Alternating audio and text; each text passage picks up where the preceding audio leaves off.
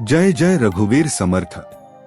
मित्रांनो, आजची ही कथा शेवटपर्यंत नक्की ऐका।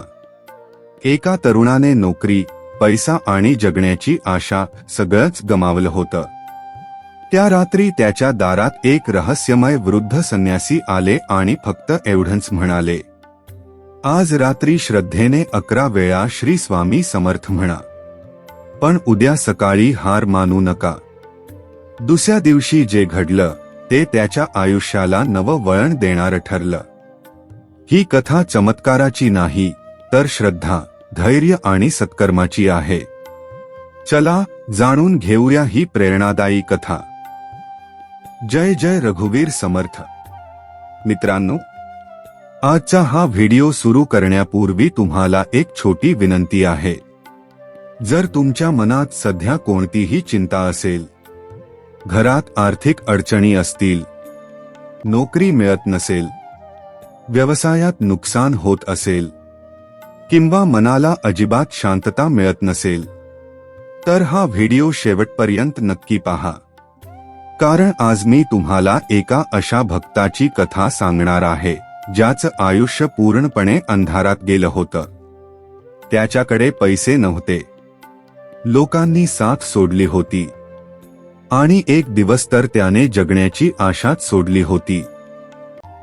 पण त्याच रात्री त्याने श्रद्धेने फक्त 11 वेळा श्री स्वामी समर्थ हा जप केला, आणि दुसऱ्या दिवशी सकाळी त्याच्या आयुष्यात अशी घटना घडली, ज्यामुळे त्याचा देवावरील विश्वास आणखी दृढ झाला।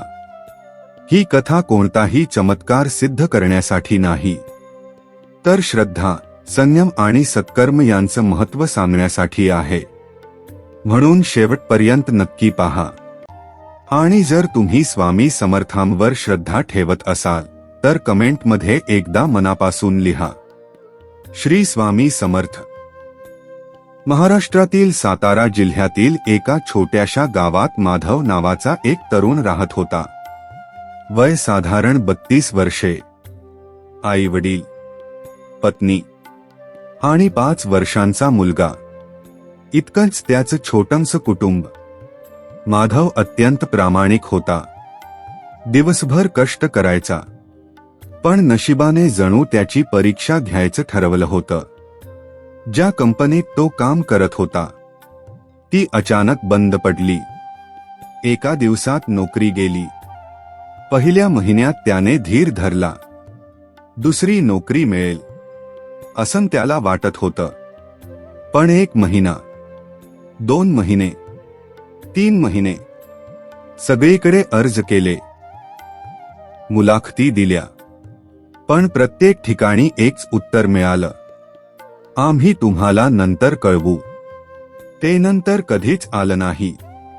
घरातील साठवलेले पैसे संपले, पत्नीचे दागिने गहाण ठेवावे लागले, मुलाच्या शाळेची फी थकली, आईच्या औषधांसाठी पैसे उरले नाहीत।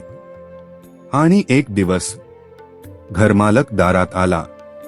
तो म्हणाला, माधव, 3 महिन्यांचं भाडं थकलं आहे, आता मला घर रिकामं करावं लागेल। हे ऐकताच माधवच्या पत्नीच्या डोळ्यात पाणी आलं। मुलगा काहीच समजत नव्हता, तो फक्त वडिलांचा हात धरून उभा होता।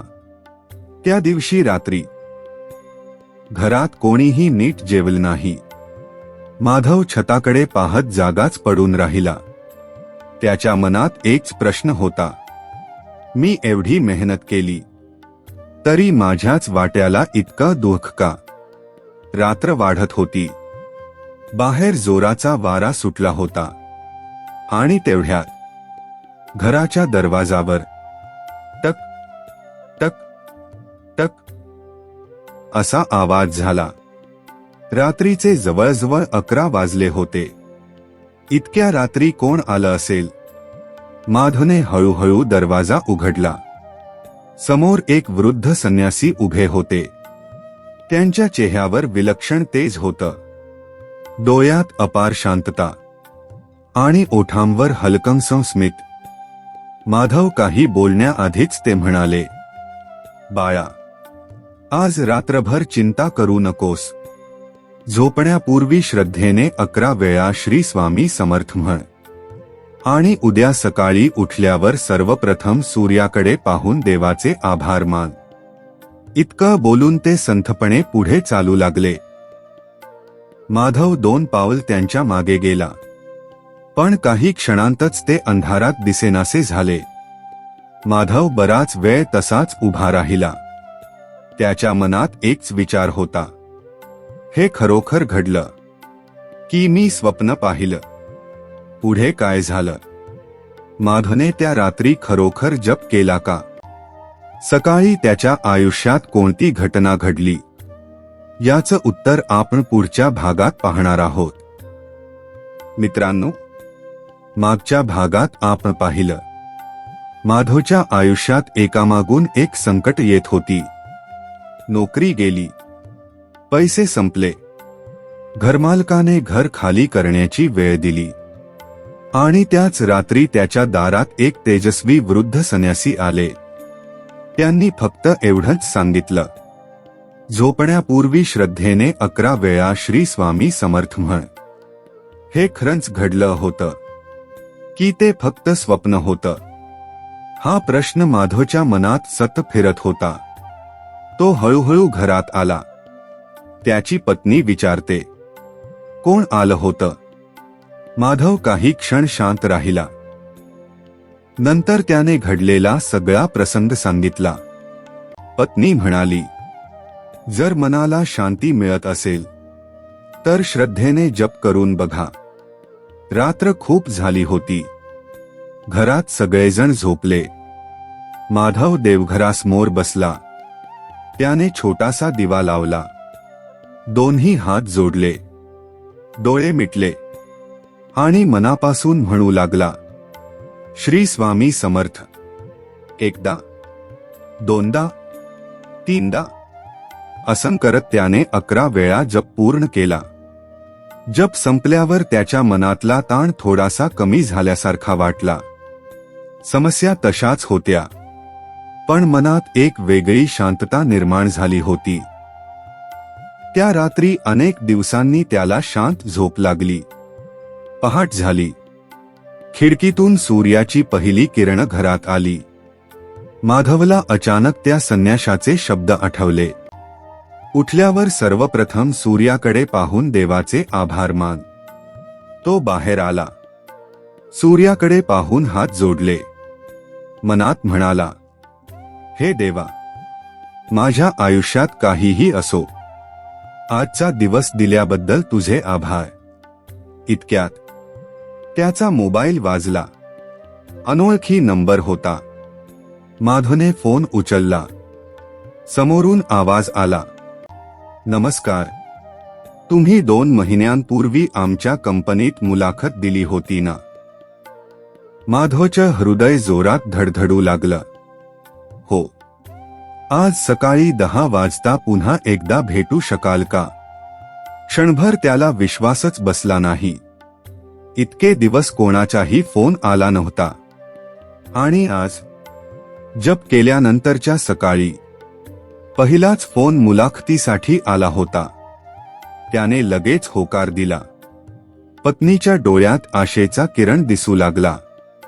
आईने देवासमोरचा दिवा पुन्हा लावला. मुलगा आनंदाने म्हणाला, बाबा, आता तुम्हाला नोकरी मिळणार ना? माधव हसला, पण मनात अजूनही भीती होती. तो स्वतःला म्हणाला, हा फक्त योगायोग असेल, पण मी आजही प्रामाणिकपणे प्रयत्न करणार. त्याने स्वच्छ कपडे घातले.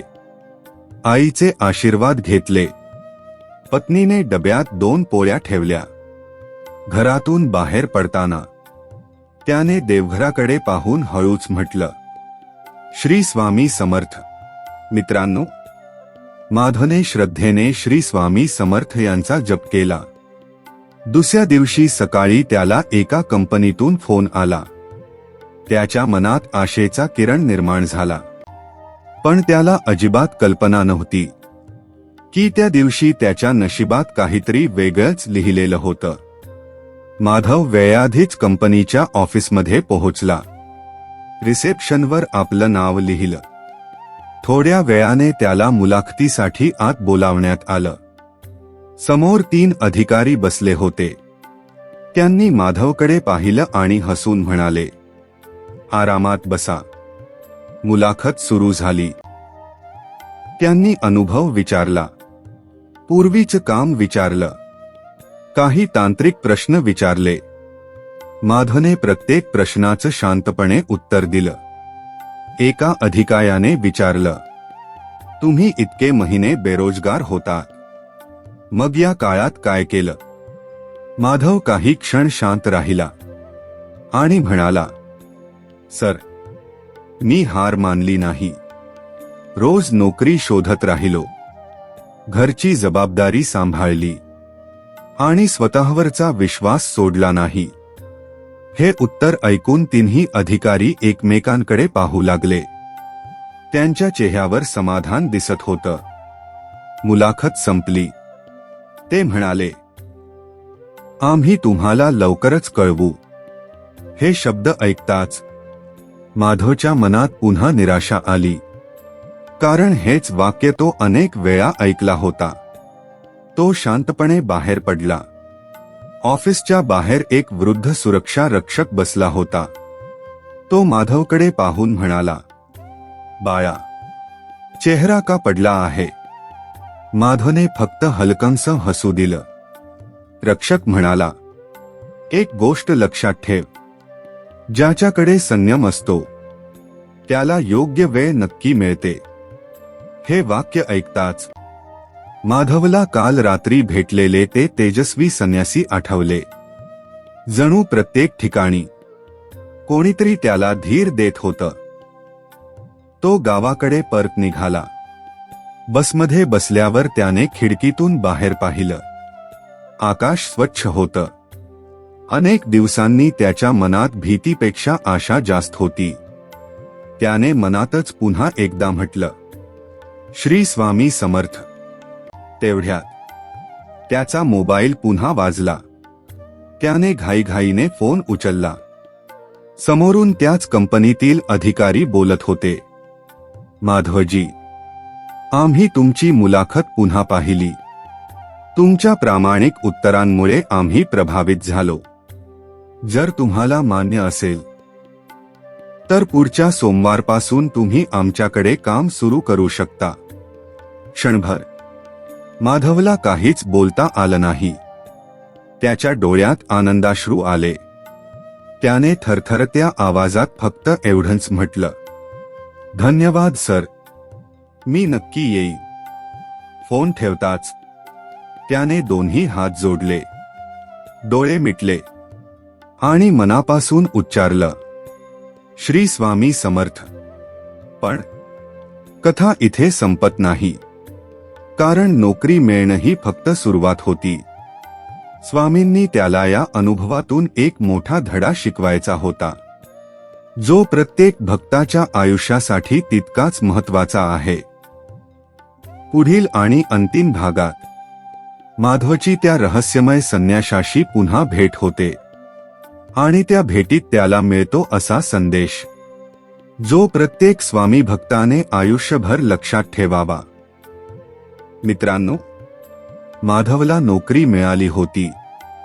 घरात पुन्हा आनंद परतला. आईच्या डोळ्यात समाधान होतं. पत्नीच्या चेहऱ्यावर अनेक दिवसांनी हसू आलं होतं. मुलगा आनंदाने म्हणाला, बाबा, आता आपण पुन्हा सगळे एकत्र आनंदात राहू ना. माधवने त्याला मिठी मारली आणि म्हणाला, हो बाळा, पण हे फक्त नोकरीमुळे नाही, आपण आशा सोडली नाही म्हणून.